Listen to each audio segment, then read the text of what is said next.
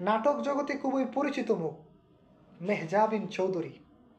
এই মেহজাবিন চৌধুরীকে চেনে না বাংলাদেশে এমন মানুষ খুঁজে পাওয়াটা খুব কঠিন হয়ে দাঁড়াবে, যার নীরবতা, যার নিস্তব্ধতা, যার নাটকের বাচনভঙ্গি এবং অমায়িক কথাবার্তা দেখে অনেকেই কান্নাকাটি করতেন। অনেকের কাছে মেহজাবিন মানেই ছিল নীরবতা, অনেকের কাছে মেহজাবিন মানেই ছিল ভালো লাগা। আর শুধুমাত্র মেহজাবিনের জন্য পাগল হয়ে অনেকেই কী করতেন, মেহজাবিনের যত নাটক ছিল সব নাটকগুলো দেখতেন। কিন্তু এই নীরব নিস্তব্ধ ঠান্ডা মেজাজি সেই মেহজাবিনের আড়ালে যে একটা ভয়ঙ্কর রূপ রয়েছে দর্শক, এই ভিডিওটি না দেখলে আপনি ভালো করে বুঝতেই পারবেন না। ভুক্তভোগী লোকটির বক্তব্যটা শুনুন, তারপরে আপনাদের সাথে বিস্তারিত নিয়ে আলাপ আলোচনা করব। অভিনেত্রী মেধাবী চৌধুরীর সাথে ব্যবসায়িক লেনদেন ছিল, আমার সাথে প্রতারণা করেছে ব্যবসায়িক পার্টনার নিয়ে।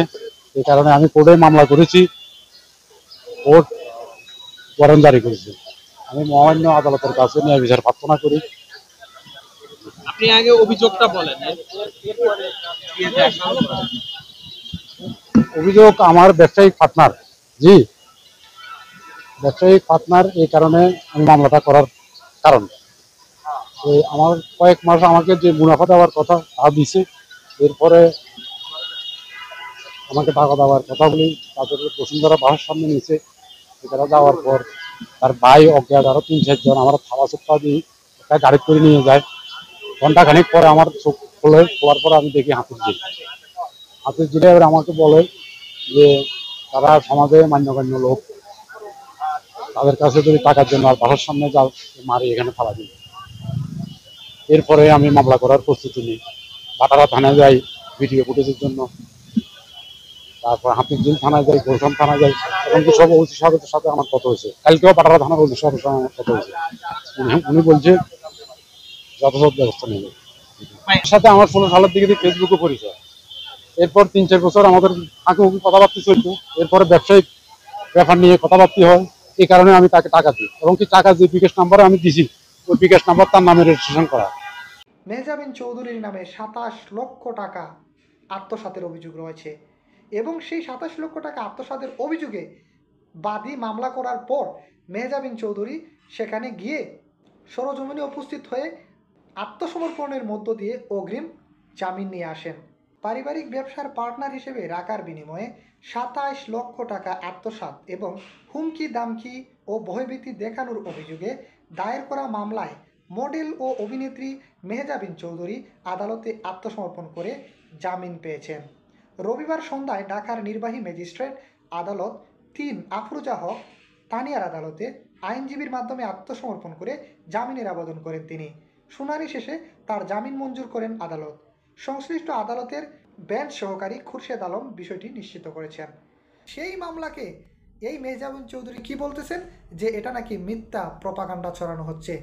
ওনার প্রতিদ্বন্দ্বী, যেহেতু তিনি নাটকে কাজ করেন, ওনার অনেক প্রতিদ্বন্দ্বী রয়েছে, ওনার জনপ্রিয়তাটাকে নষ্ট করতে কেউ ওনার বিরুদ্ধে ষড়যন্ত্র করে এই মিথ্যা একটা প্রপাগান্ডা ছড়িয়েছে।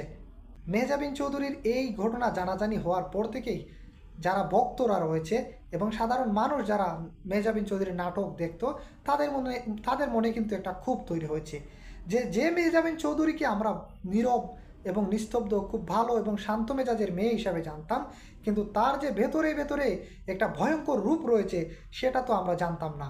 অনেকেই কিন্তু এমনটাই মনে করছেন। এতে করে দর্শক মেহজাবিন চৌধুরীর কিন্তু একটা ক্ষতির মুখে পড়ে গেলেন। সেটা হচ্ছে যে ওনার জনপ্রিয়তায় কিন্তু একটা ভরাডুবি হয়ে গেল। দেখা যাবে যে সামনের দিনগুলোতে মেহজাবিন চৌধুরীর জনপ্রিয়তাটা বাড়ার কথা ছিল, কিন্তু সেটা না বেড়ে উল্টো আরও কি কমে যাবে। তাহলে মেহজাবিন চৌধুরীর কেরিয়ার কি ধ্বংসের পথে? দর্শক এই কথাটা শিওরলি বলা যাচ্ছে না, তবে যেহেতু জনপ্রিয়তার দিকে একটু কিছুটা ভরাডুবি হচ্ছে, সেটা আস্তে আস্তে পর্যবেক্ষণের বিষয় যে ভবিষ্যতে আরও তো এই ধরনের কোনো অভিযোগ যদি পাওয়া যায় তাহলে হয়তো বা মেহজাবিন চৌধুরীর কেরিয়ারে দোষ নামতে পারে। এই বাংলাদেশের যারা জনগণ রয়েছেন, এই বাংলাদেশের যারা চলচ্চিত্র নাটক নাটিকার প্রেমিক রয়েছেন, তারা যেমনভাবে তারা কোনো চলচ্চিত্র অভিনেতা অভিনেত্রীকে উপরে তুলতে পারেন ভালোবেসে, আবার ঘৃণা করে তাদেরকে প্রত্যাখ্যান করতে পারেন, এরকম নজিরও এই বাংলাদেশে অহরহ রয়েছে। সুতরাং মেহজাবিন চৌধুরী তিনি যেভাবে তার বিরুদ্ধে প্রপাগান্ডার অভিযোগ এনেছেন, আবার আমিরুল ইসলাম নামে যে ব্যক্তি তার বিরুদ্ধে অর্থ আত্মসাতের অভিযোগ এনেছেন, এখন কোনটা সঠিক দর্শক? কোনটা সত্য এবং কোনটা মিথ্যা সেটা হয়তো জানাটা সময়ের ব্যাপার হবে।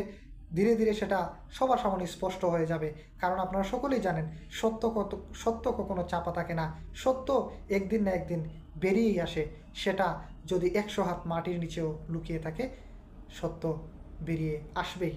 সেটা শুধু দেখতে হলে সময়ের ব্যাপার মাত্র। দর্শক, রাজনীতির সঙ্গে থাকুন, দৈনিক বর্তমান বাংলার সঙ্গে থাকুন, ভালো থাকুন।